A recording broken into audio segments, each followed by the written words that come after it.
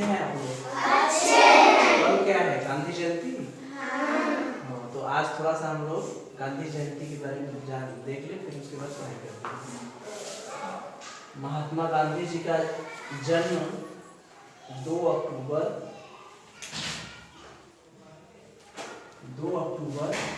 1869 ईस्वी में हुआ था। कब हुआ था?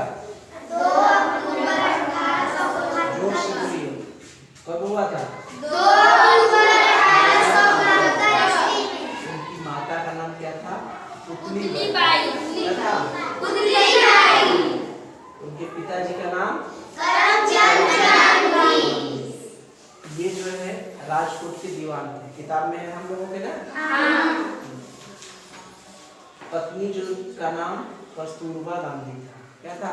कस्तूरबा गांधी। इनके 4 बच्चे थे। कितने बच्चे थे?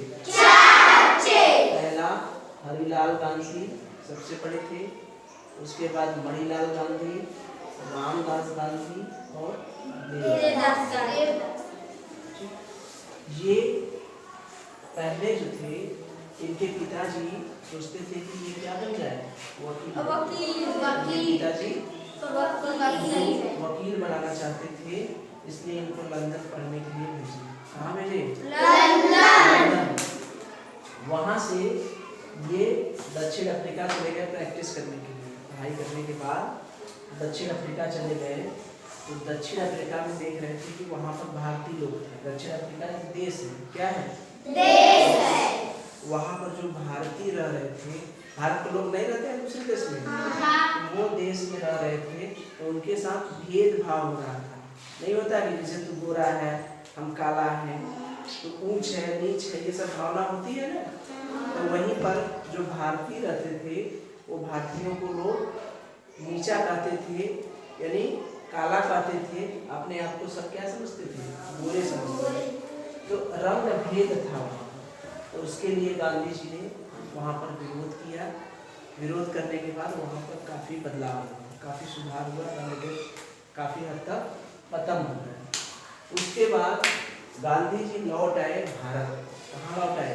भारत। तो भारत की स्थिति तो और दयनीय थी। भारत उस समय क्या था? गुलाम था। अंग्रेज जो है हर जगह शासन कर रहे थे। तो 1915 में जब भारत आए, तो चंपारण और खेड़ा, ये सब स्थान का नाम। क्या है?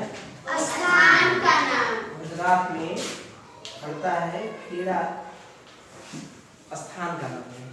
तो ये हुआ क्या कि वहाँ पर जो किसान थे, पहले जमींदार लोग थे। जमींदार मतलब समझ रहे हो? हाँ। बताइए जमींदार किसको कहते हैं? जिसके पास बहुत जमीन हो। हाँ, जिसके पास जमीन ज्यादा हो। जो उस समय किसान के अलावा जो धनी लोग थे, जिनके पास बड़ी बड़ी जमीनें थी, उनको क्या करते थे? जमींदार। तो जमींदार क्या करते थे? किसानों से खेती करवाते थे, लेकिन वो खेती का फसल का जो पैदा होता था, वो ज्यादातर भाग अपने रख लेते थे और छोटा सा टुकड़ा किसको देते थे? किसान। तो ज्यादातर भाग अपने रख लिए, छोटा सा टुकड़ा किसान को दिए। तो हुआ क्या? किसान गरीब हो गई कि अमीर? गरीब। स्थिति वहाँ की बड़ी दयनीय हो गई। उसी बीच अकाल पड़ गया। अकाल पड़ने का मतलब खेती हुई नहीं। धीरे धीरे वो जमींदार लगान बढ़ाने लगी। तो धीरे धीरे क्या हुआ? किसान की स्थिति बहुत दयनीय हो गई। उसी सिलसिले में गांधी जी ने चंपारण और खेड़ा 2 जगह पर किसानों को लेकर आंदोलन किया। ये स्थान है, जैसे यहाँ पर हम लोगों के पास चकियाँ हैं। चकियाँ पर किसान को इकट्ठा करते, सब लोग आंदोलन करने लगे। चकियाँ आंदोलन। क्या कहेंगे? ठीक उसी बीच उसी समय वो आंदोलन किए, तो कुछ सुधार हुआ, लेकिन पूरा समाप्त नहीं हुआ, काफी सुधार हुआ। फिर 1930 में क्या हुआ कि अंग्रेज नमक पर कर बढ़ा दिया। कर जानते हैं हम लोग? टैक्स। जैसे रोड पे चलते हैं तो कुछ लोग नहीं कहते हैं कि हमारे पिताजी का रोड है, कहते हैं ना? क्यों कहते हैं? उसका कारण ये रहता है कि हम लोग सरकार को किसी न किसी रूप में टैक्स देते हैं। जैसे गाड़ी खरीदते हैं उसमें टैक्स देते हैं, किताब खरीदते हैं उसमें टैक्स देते हैं, कलम खरीदते हैं, जो भी चीज़ें नमक, तेल, साबुन, जो भी चीज़ें खरीदते हैं किसी न किसी रूप में सरकार के पास हम टैक्स देते हैं। इसीलिए हम लोग कहते हैं कि ये रोड किसकी है?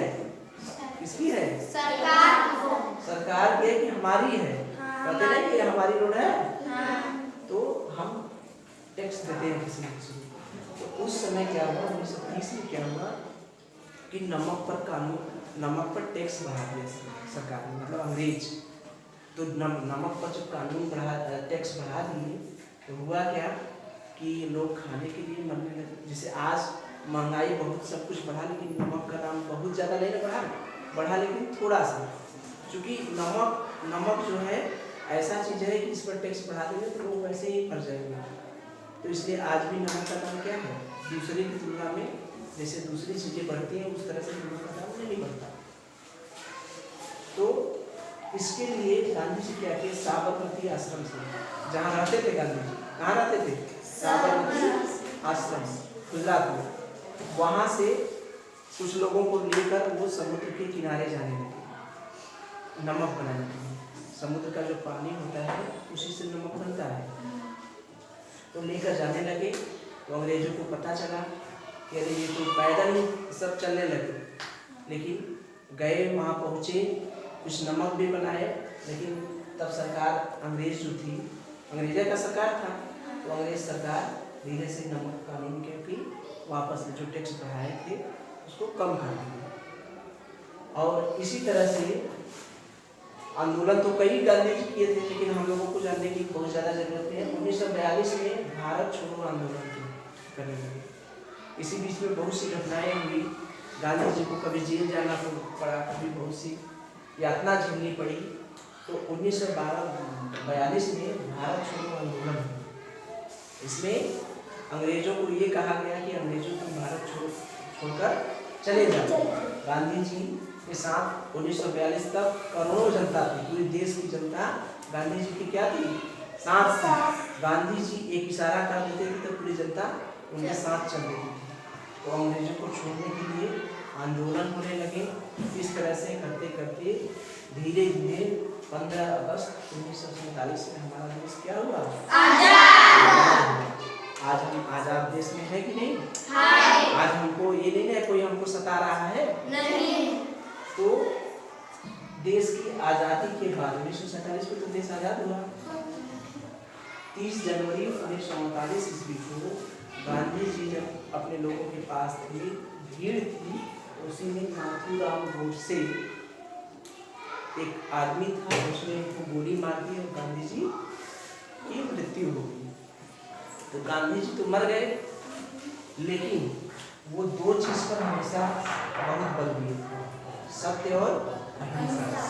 सत्य का मतलब सत्य बोलना केवल नहीं है, सत्य का मतलब हमको वो काम करना चाहिए जो काम सही हो, हमें गलत काम नहीं करना चाहिए। हमारा काम क्या है, जैसे आप लोगों का काम क्या है, क्या काम है, पढ़ना। तो हमको गांधी जी के सत्य का पालन करने के लिए हमको क्या करना चाहिए, हमें पढ़ना चाहिए, माता पिता की आज्ञा माननी चाहिए। कौन सा काम सही है, कौन सा काम गलत है, ये हम लोग जानते हैं। जो गलत काम करते हैं वो लोग जानते हैं कि ये काम गलत है, लेकिन फिर भी गलत करते हैं। तो गांधी जी का यही कहना था कि हमें गलत काम नहीं करना चाहिए। अहिंसा का मतलब किसी काम में हमको हथियार का इस्तेमाल नहीं करना चाहिए और जो औजार का इस्तेमाल नहीं करना चाहिए, तो लड़ाई झगड़ा नहीं करना चाहिए था। शांतिपूर्वक तरीके से, जैसे हमको कोई बात अपनी मनवानी है तो हम सभी लोग इकट्ठा हो गए, सरकार से हमको कोई बात मनवानी है, ये नहीं कि लाठी डंडा लेके हम सरकार के पास पहुंच जाएंगे। हमें शांतिपूर्वक सरकार को बता देना चाहिए कि देखिए हम एक जगह इकट्ठा हो रहे हैं, हम कुछ नहीं करेंगे, शांति से बैठे रहेंगे। ये है अहिंसा। अहिंसा का मतलब जैसे कोई यहाँ पर गंदगी कर रहा है ना, यहाँ पर कोई गंदगी कर रहा है, रोज थूक रहा है और दूसरा कोई उसको रोज साफ कर रहा है। तो थूकने वाला जब रोज वो थूक रहा है, दूसरा साफ कर रहा है, तो एक स्थिति ऐसी आएगी, जैसे मान लीजिए सूरज जी थूक रहे हैं, अभिजीत क्या कर रहे हैं, साफ कर रहे हैं। तो अभिजीत रोज सूरज थूकेंगे, अभिजीत रोज साफ करेंगे। एक स्थिति ऐसी आएगी, एक दिन हुआ, 2 दिन हुआ, 4 दिन हुआ, 6 दिन हुआ, सूरज सूझ गया, अरे यार हम क्यों थूक रहे, वो बेचारा रोज साफ करता है, तो धीरे धीरे उसका थूकना बंद हो जाएगा। तो गांधी जी इसी तरह से हर समस्या का समाधान करते थे। जैसे कोई आपसे घूस मांगता है, कहीं कोई काम कराने जाते हैं, कोई घूस मांगता है, तो उसको हमको घूस नहीं देना चाहिए, पैसा नहीं देना चाहिए। यही गांधी जी कहते थे। ये गांधी जी के विचार को हमें आज भी जिंदा रखना है, आज भी जिंदा रहते हैं हमारे गांधी जी के विचार, और इसका हमको पालन करना चाहिए। आप लोग करेंगे पालन? गांधी जी को सत्य की प्रेरणा मिली कहाँ से? जब वो छोटे थे तो राजा हरिश्चंद्र एक नाटक देते थे। हरिश्चंद्र एक ऐसे राजा थे जो बहुत ईमानदार थे। उनका लड़का मर जाता है, पत्नी बेचारी गरीब हो जाती है, बच्चे को कफन के लिए पैसे नहीं रहते, मतलब बहुत उनकी जो कहानी है कि उनका सब कुछ बर्बाद हो जाता है। राजा थे, राजा से भिखारी बन जाते हैं, लेकिन वो सत्य बोलना नहीं छोड़ते हैं। यही चीज उनको बहुत प्रभावित की थी। किनको? गांधी जी। धोती कब पहनते थे? कि ये धोती इसलिए पहनते थे गांधी जी, क्योंकि एक बार क्या हुआ कि एक तालाब में महिला नहा रही थी। क्या कर रही थी? और ट्रेन जा रही थी, सोच रही थी महिला कि वो ट्रेन चला जाए तो हम बाहर निकले और अपना बाहर रखा। तो गांधी जी जब उस चीज़ को देखे तो गांधी जी ये समझ गए कि महिला के पास एक ही कपड़ा है। तो उनको बड़ा अंदर से बहुत ग्लानि महसूस हुई।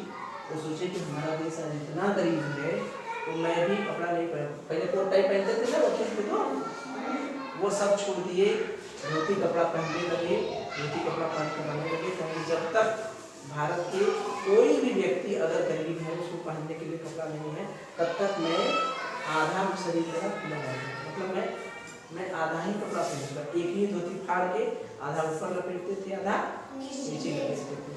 तो हमें गांधी जी के विचारों को मानना चाहिए, गांधी जी का कहना मानना चाहिए। गांधी जी के जो विचार थे उस पर आज हम सबको चिंतन मनन करना चाहिए और वैसा आचरण करना चाहिए। ठीक है?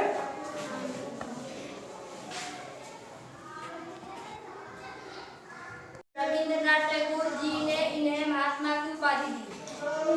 पूरा विश्व 2 अक्टूबर को अंतर्राष्ट्रीय अहिंसा दिवस के रूप में मनाता है। गांधी जी का जन्म 2 अक्टूबर 1869 में हुआ था।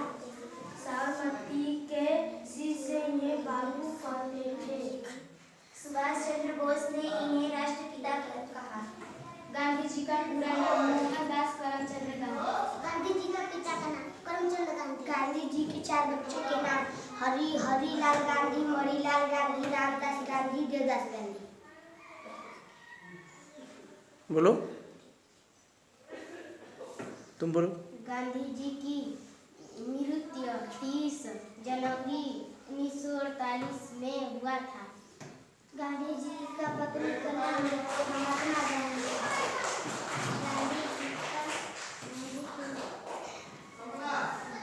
रविंद्रनाथ टैगोर जी ने इन्हें महात्मा की उपाधि दी। पूरा विश्व 2 अक्टूबर को अंतर्राष्ट्रीय अहिंसा दिवस के रूप में मनाता है। गांधी जी का जन्म 2 अक्टूबर 1869 में हुआ था। साबरमती के शिष्य इन्हें बाबू कहते थे। सुभाष चंद्र बोस ने इन्हें राष्ट्रपिता कहा। गांधी जी का पूरा नाम मोहनदास करमचंद गांधी। गांधी जी का पिता का नाम करमचंद गांधी। गांधी जी के 4 बच्चों के नाम हरिलाल गांधी, मणिलाल गांधी, रामदास गांधी, देवदास गांधी। जी की मृत्यु 30 जनवरी 1948 में हुआ था।